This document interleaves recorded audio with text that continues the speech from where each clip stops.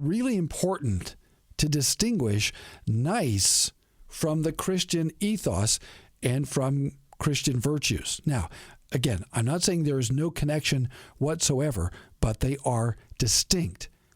And there's a dark side to niceness as well. And here's a third part of the thesis. Niceness is not grounded in objective truth. It's determined subjectively, and the characteristic or the character of niceness changes. And the temptation is to place niceness, to place relationships, to place getting along above objective truth, to place it above the law and the gospel. When that happens, it's a very serious problem. It can make telling the truth very difficult, and it adds layers of difficulty to hearing the truth. Consider these cases as illustrations of the effect of niceness. And here I'm talking about prioritizing getting along over God's law and God's gospel.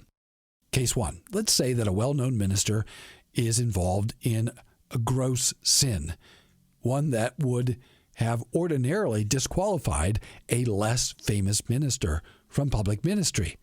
It's not that the minister is impenitent, but the question is, objectively, has he disqualified himself from active public official ministry?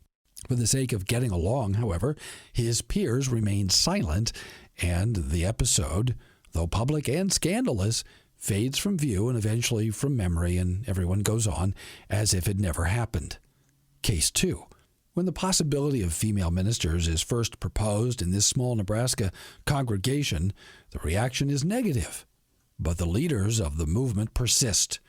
After all, it's difficult to get ministers to move to the plains, and this candidate is a really nice person, and everyone likes her. There's a little bit of discontent, of course, in the congregation because they've never done things this way. They've never had a female minister, but over time, people get used to it. They like her. She's nice. The next candidate for the pastorate, however, isn't just female. She's married to her lesbian partner. And again, some people grumble, but the couple is really nice, and nobody wants to be considered mean or not nice, and so most people hold their tongues. And after a while, as before, everything is okay, and it's as if the congregation has always had a lesbian minister, and anybody who complains about it is regarded as narrow-minded and bigoted. In each of these cases, relationships and getting along has trumped objective truth. There are divinely revealed standards that ministers and elders must meet if they are to be qualified for office. There are truths divinely revealed in Scripture, and in these cases, niceness trumped objective truth. And so here's another part of the argument.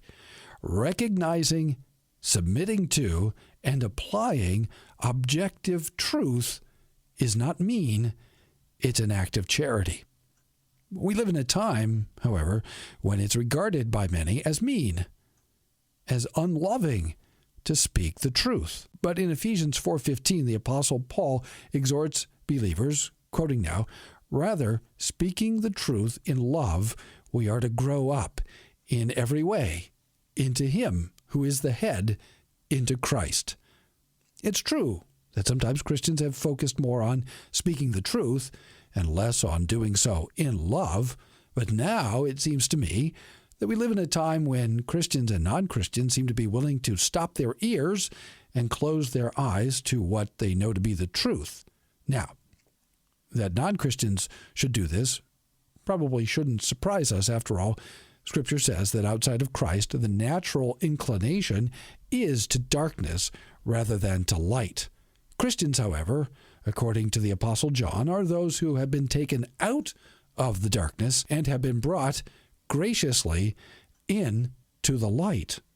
So there ought to be a fundamental difference between believers and non-believers when it comes to hearing the truth, understanding the truth, believing the truth, speaking the truth, and acting according to truth.